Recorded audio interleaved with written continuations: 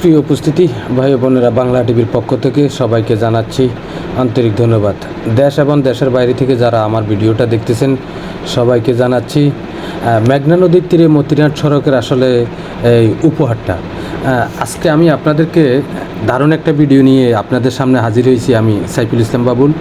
আপনারা জানেন যে মতিরহাটের অনেক দূর ছিল, কিন্তু ভেঙে ভেঙে আস্তে আস্তে একবারে নিকটে চলে আসছে। তো আসার পর আমি এই মুহূর্তে আপনাদেরকে যে দেখাচ্ছি, দেখেন আসলে মতিরহাটে কিন্তু এখানে একটা মাছের একটা গণজোয়ার থাকে।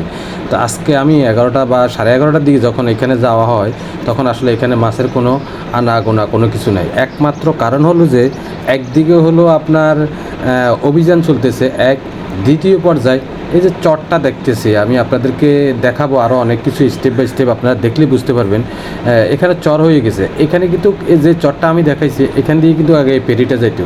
আমি জুম করে দেখাচ্ছি, আমার প্রায় এখান থেকে 2 থেকে 2.5 কিলো দূরত্ব এই ফেরিটা যাচ্ছে। এখান দিয়ে মানুষ ভোলা থেকে আসতেছে, এখানে চরের পরে যায়, এখান দিয়ে খাড়ি আছে, এখান দিয়ে যাচ্ছে। আমি আপনাদেরকে দেখাচ্ছি ভিডিওর মাধ্যমে, দেখলে আপনারা কিছুটা অনুমান করতে পারবেন। দেখেন জুম করে দেখাচ্ছি আমি, পেরিয়ে এখান দিয়ে কিন্তু চলাচলতি করতেছে। কিন্তু এখন আমি আপনাদেরকে যে মাটিটা দেখাচ্ছি এখানে, এই যে দেখেন এখান দিয়ে আগে কিন্তু এই যে এখান দিয়ে এই যে পাথরের দেখা যায়, এখান দিয়ে আগে কিন্তু এই ফেরিগুলো চলাচল করতো।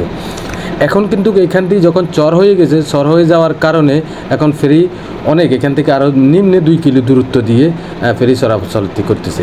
এবং আমি আপনাদেরকে দেখাচ্ছি, এই যে দেখেন একবারে নিকটে দিয়ে যাওয়া হইতো। এর আগে আরেকটা কথা আমি বলি, এই যে আপনারা দেখতেছেন এটা মসজিদ, এখানে একটা মসজিদ দেখাচ্ছি আমি আপনাদেরকে। এই মসজিদটা বিগত আরও 5 বছর আগে যখন এই মসজিদটা এখানে করা হয়েছিল, তখন এই মসজিদটা এখানে মসজিদের ভিতরে কিন্তু খরল ছিল। এখন মসজিদের এই মিম্বারের পাশ দিয়ে একটা এই যে মিম্বার, এই মিম্বারের পাশ দিয়ে এখান দিয়ে কিন্তু বড় বড় জাহাজগুলো চলাচলতি করছে। এখানে এত খাড়ি ছিল, কিন্তু আসলে আল্লাহর একটা অশেষ রহমত, এই মসজিদের কারণে হোক যেভাবে হোক আসলে এখান থেকে চট দিয়ে আসলে ওইদিকে চলে যায় এবং খাড়িটা ওইদিকে চলে যায়। দেখেন মসজিদটা আসলে অনেক সৌন্দর্য জিনিস। আমি আপনাদেরকে আসলে এই ভিডিওর মাধ্যমে দেখাবার জন্য চেষ্টা করতেছি। আমি একটা কথা আপনাদেরকে জানিয়ে রাখি, আল্লাহর নিরাশ কোনো কিছু করা যাবে না, কারণ এখান দিয়ে আমি নিজ চোখে দেখেছি। যেহেতু আমার বাড়ি মেঘনা নদীর থেকে অল্প কতটুকু 7-8 কিলো দূরত্ব আছে, কিন্তু এখানে এখন এরকম একটা চর হয়েছে। এই